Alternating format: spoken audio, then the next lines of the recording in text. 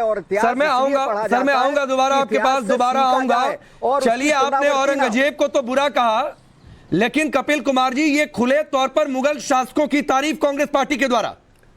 देखिए, सबसे पहली बात तो मैं एक गलतफहमी दूर कर दूं कि मुगलों ने पूरे भारत के ऊपर कभी राज नहीं किया। यही मुगल बादशाह हिंदुस्तान बताते हैं। मुझे बताइए, क्या आसाम और पूरा नॉर्थ ईस्ट उनके अंडर में था? क्या दक्षिण भारत उनके पास था?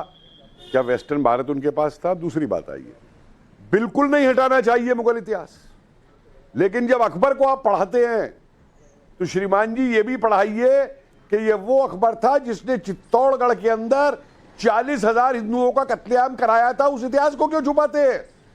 और उसके बाद में आकर के अजमेर शरीफ के ऊपर आके दस्तक किया था। कुल्लमगढ़ में उसने 30,000 का कत्ल किया था। ये भी पढ़ाइए ना, इसको क्यों छुपाते हैं?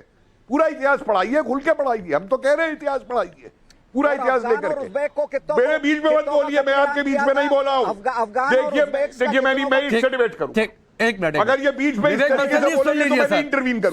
सुन लीजिए। इनमें सुनने का मादा नहीं है, इनमें इतिहास का। ये लोग इतिहास पता नहीं कहां से बढ़ के आते हैं। इतिहास को सुनने का मादा इनमें होना चाहिए।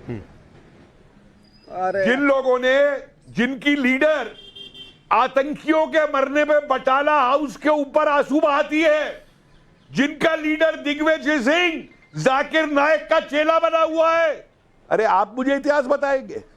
आप मुझे इतिहास बताएंगे? जिन लोगों ने 1984 के अंदर सिखों का कत्लेआम करवाया, वो दूसरे को मौत का सौदागर बताएंगे? जरा अपने गिरबान में भी झांक के देखिए। 47 के अंदर देश का विभाजन स्वीकार करके कितने लोगों को भेकर करवाया कांग्रेस ने, जरा उसको भी देखिए उठा करके श्रीमान जी।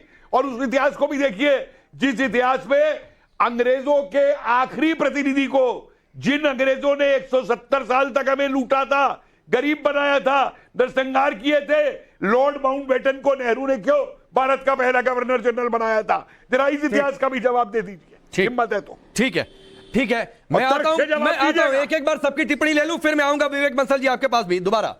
अनिला जी, 22 साल में मोदी को तुगलक भी स्वीकार किया जा सकता है। जो कांग्रेस पार्टी कह रही है उसमें कुछ भी गलत नहीं दिखाई देता। गुजरात दंगों की भी याद दिलाई जाएगी, लेकिन दूसरे फैसलों की बात नहीं होगी। देखिए, ऐसा है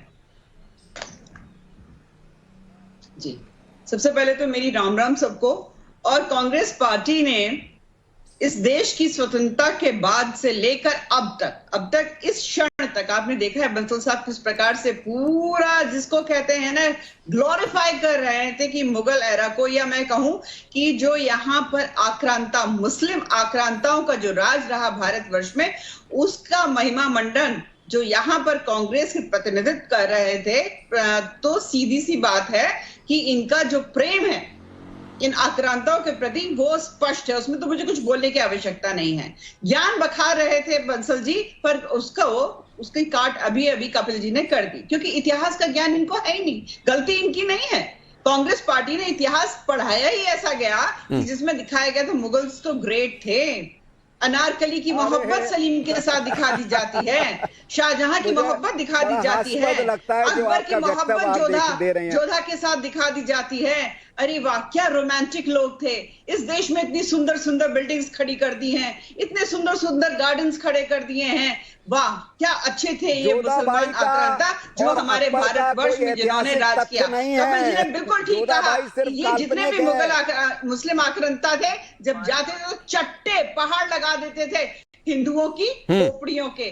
भूल गए, ये औरंगजेब वही था ना कि नाश्ता करने से पहले ये कहा जाता था कि 1.25 मन जनेऊ तोला जाएगा, यानी इतने जो हिंदू ब्राह्मण हैं उनके सर काट कर लेकर आओ। बहुत बढ़िया है, इन्हीं लोगों ने जो है देश की राजधानी की सड़कों के नाम उन लोगों के ऊपर रख दिए जिन्होंने हिंदुओं का कत्ल किया। कितनी नफरत करते हैं ये लोग हिंदुओं से, और उन लोगों से कितना प्यार प्रेम करते हैं जिन्होंने हिंदुओं को काटा, हमारी बहन बेटियों के साथ बलात्कार किया, उनके साथ ऐसे ऐसे टॉर्चर्स किए, चाहे वो यहाँ पे हिंदू कुश जो पर्वत है। ठीक है, मैं आता हूँ अनिला जी, मैं आता हूँ।